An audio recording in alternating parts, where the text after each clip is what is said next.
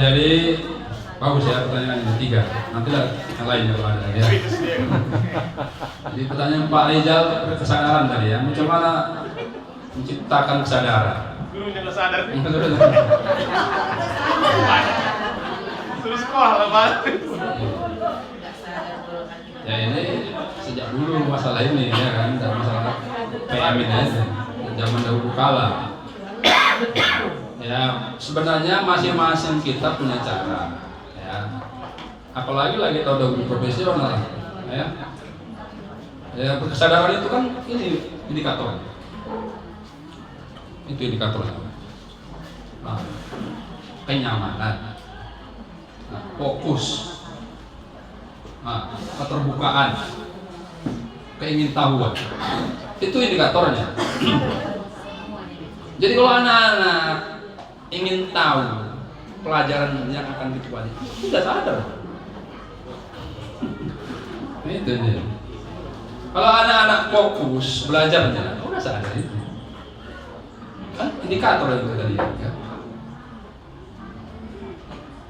Nggak bisa kita patok sadar itu harus seperti apa gitu ya. Ada indikatornya. Kalau nyaman sana itu belajar, enggak sadar itu. Kita ciptakanlah nyaman, maka perlu tanya dulu ya kan. Nah, tanya dulu, gimana nah? Apa kabar kalian? Kalau menjawab semua, itu sadar itu. Iya kan? Kalau nggak sadar nggak ke sekolah orang itu. Iya. Kalau menjawab semua, apa kabar? Ini sadar tandanya. Masa dia bisa ngomong sendiri tanpa menyerap apa yang dibilang orang? Nah, itu Pak. Ya kan? Nah, oke. Kemudian Pak Ben ya. Bagaimana kita membuat anak-anak atau berhasil potensinya ya? Ya gitu tadi Pak Ben ya. Supaya bagaimana anak-anak sesuai dengan potensinya yang dituntut oleh pemerintah. Ya memang tuntutan pemerintah itu apa ya? Sebenarnya kalau saya bilang enggak pemuluk standar aja. Standar aja. Satu. Kalaupun tidak standar, kita pun harus bisa pilih-pilih standarnya yang mana. Gitu. Harus pilih-pilih standar yang mana. Ada standar menurut ukuran pemerintah, ada standar menurut kita dan kehidupan kita sehari-hari. Kalau standarnya pemerintah, ya memang misalnya kalau di agama di kelas ini, itulah yang di kurikulum itulah. Itu standarnya. Nah, tapi sekarang Bapak Ibu tahu nih kurikulumnya kan? Bukan lagi yang udah ganti lagi kurikulumnya, SKB, SKP nomor 046. Bukan lagi 3302. Nah, itu udah lebih ramping lagi saya tengok. Situ.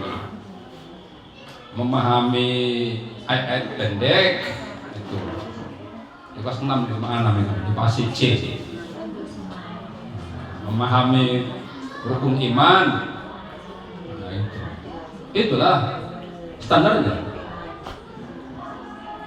Memahami ayat pendek itu berarti kan bisa membacanya, ya kan? Gitu. Membacanya dia bisa. Apa lagi? Memahami itu berarti kan dia ngerti apa artinya, ya kan? Harus bisa bacanya, harus bisa ngerti artinya. Itu standar pemerintah, tapi kita pun punya standar juga kan sekolah. Pilih-pilih mana yang esensial. Maka balik-balik esensial kita paling-paling membaca saja pun.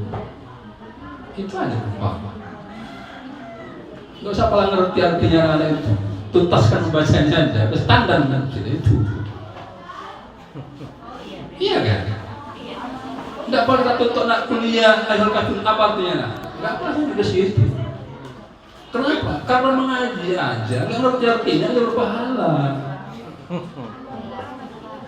Apalagi lah untuk anak tingkat SD. Ya. Rukun iman, ngertinya di mana pemahaman rukun iman? Kalau memahami itu udah jauh itu. Dan bagaimana kita harus mempercayai Allah, harus menaruh kepercayaan kepada Allah, ya kan? Sampai setinggi pemahaman orang seperti kita enggak lah. Ya, standarnya turunkan aja seperti apa. Dia bisa menyebutkan Allah saja, itu udah standar menurut kita.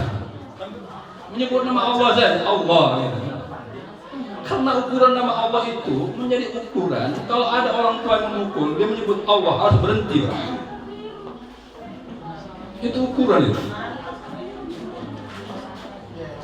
Kalau ada orang yang membuli anak atau orang tua lah memukul anak, kadang-kadang orang tua kan emosi, anaknya nakal dipukulnya. Kalau menyebut nama Allah, wajib berhenti pukulan itu. Nah itu rukun iman itu sampai situ aja. Paling hafal sama rukun iman pertama, 2, 3, 4, 5 itu standarnya betul.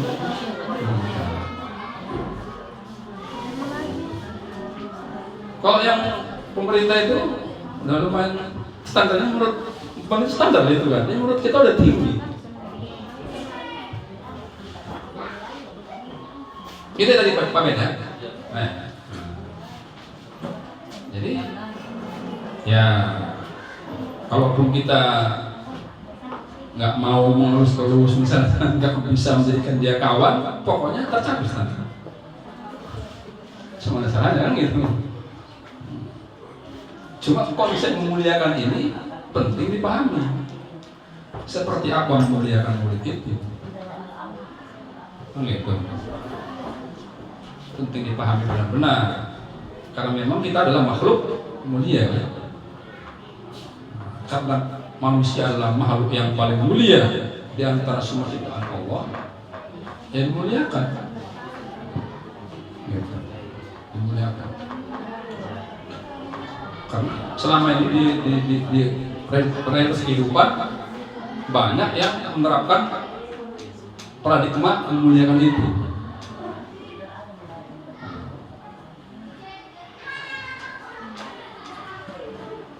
Nah, baru yang terakhir,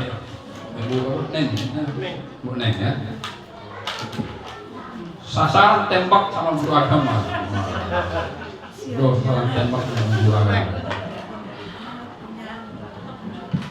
Memang itulah risikonya kalau kita banyak berbuat. Risikonya kalau kita banyak berbuat, banyak menjalankan apa itu? Ikut menjalankan program-program sekolah. Risikonya. Kalau nggak mau begitu, dia melawan. Contoh aja nggak dapat. Dia melawan, mengajar, masuk kantor dia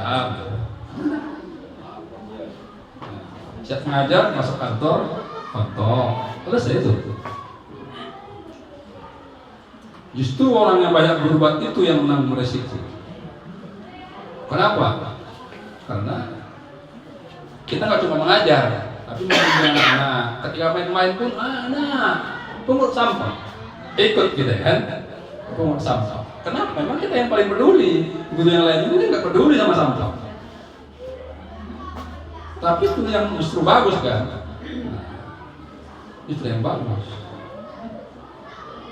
Jadi artinya ya kita kembali kepada bagaimana kita harus menjalankan proses belajar di dalam kelas dan di luar kelas itu dengan apa ya? Memuliakan lah. Ya, memuliakan lah. Kita hindari hal-hal yang berbentuk kekerasan. Jangan sampai kekerasan fisik, apalagi kekerasan psikis, kekerasan verbal. Itu kita hindari. Kalau bisa kita menghindari itu, ya apalagi kita tergolong guru idola tadi, nggak terjadi itu mungkin ya. Jadi jadikanlah kita penyayang terhadap anak-anak. Jadilah guru penyayang. Itulah yang dibilang Imam Ghazali itu kan. Tugas guru yang pertama adalah mencintai muridnya. Tugas guru. Maksudnya dari KBC. Tapi KBC nggak berlaku sama ibu. sama bapak ibu. KBC itu hanya berlaku di madrasah. Kurikulum berbasis cinta itu hanya ada di madrasah. Enggak sama ibu, bapak ibu. Bapak hanya ini aja. Kalau di madrasah ditambah lagi dengan KBC, kurikulum berbasis cinta. Jadi kuat lagi itu cintanya. Jadi cintanya di sini nggak kelihatan memang di sini. Makanya masuk KBC itu tadi betul-betul lah cinta itu diterapkan dalam pembelajaran. Tapi meskipun bapak ibu nggak dapat kurikulum KBC berbasis cinta, terapkan juga itu. Nah, terapkan juga itu, ya kan? Macam mana bapak ibu menyayangi murid-murid, memuliakan murid-murid. Tapi biar tahu bapak ibu, tidak mungkin kita bisa menyayangi murid kalau kita nggak kenal sama orang itu. Nggak kenal. Apakah yang dimaksud kenal itu cuma kenal nama? Cukup. Kalau kita kenal nama aja kita lalu jadi sayang. Cukup? Nggak cukup. Cuma tahu nama saja. Cukup. Maka harus kita kenal seluruh pribadinya. Nah itu sama ini bapak ibu. Kalau bapak ibu nggak saling mengenal ini, nggak dapat cintanya. Saya nggak tahu pribadi Pak Rijal, nggak dapat cinta saya Pak Rijal. Harus dapat saya pribadi Pak Rijal. Harus dapat saya kesukaan Pak Rijal ini apa. Harus dapat saya kesukaan Pak Azim ini apa. Harus dapat saya ketidaksukaan Pak Azim ini apa. Harus saya cinta Pak Azim. Kalau nggak dapat saya kesukaannya, ketidaksukaannya, saya nggak akan berada. Maka mendapatkan cinta itu harus mengenal seluruh pribadinya, mulai namanya, kepribadiannya, orang tuanya pun kita harus kenal, latar belakang kehidupan kita harus kenal, termasuklah mengenal kompetensi awal. Jadi anak SD yang kelas 1 itu masuk ke sekolah bapak ibu, tes mengajinya kian seperti apa kompetensi awal mengajinya, gitu. Tes kian seperti apa kompetensi awal sholatnya, supaya nanti selama 6 tahun kita lihat perkembangannya, gitu. Nah, kalau enggak kita tes kemampuan awal sejak masuk kelas 1, maka itulah yang lalai kita sampai anak bunda yang mengaji. Itu kita harus tahu kelas awalnya, itu baru cinta sama dia. Termasuklah minat bakatnya, termasuklah profil belajarnya. Tapi sekali lagi saya bilang, di apa bu? Di kajian KBC itu kan nggak saya temui. Ya Pak? Di kajian KBC itu nggak saya temui itu bahwa untuk mendapatkan mencintai orang itu harus kenal, nggak dapat. Tapi itu saya tulis di buku saya itu. Kalau tahu bapak ibu udah pernah nengok buku saya, baca buku saya, itu saya tulis di buku saya. Terbit tahun 2019. 2019 itu kurungan aja belum. Kurungan baru tahun 2022. Saya tulis buku tahun 2019, saya udah konsepkan cinta itu. Bahwa kita harus mencintai anak-anak seperti itu, dengan melalui mengenalnya. Kalau nggak kenal kita mau membuli itu. Anak-anak kalau nggak sama mengenal itu lah mau membuli itu. Nyebutkan nama orang tua, ya, ejek-ejek nama orang tua.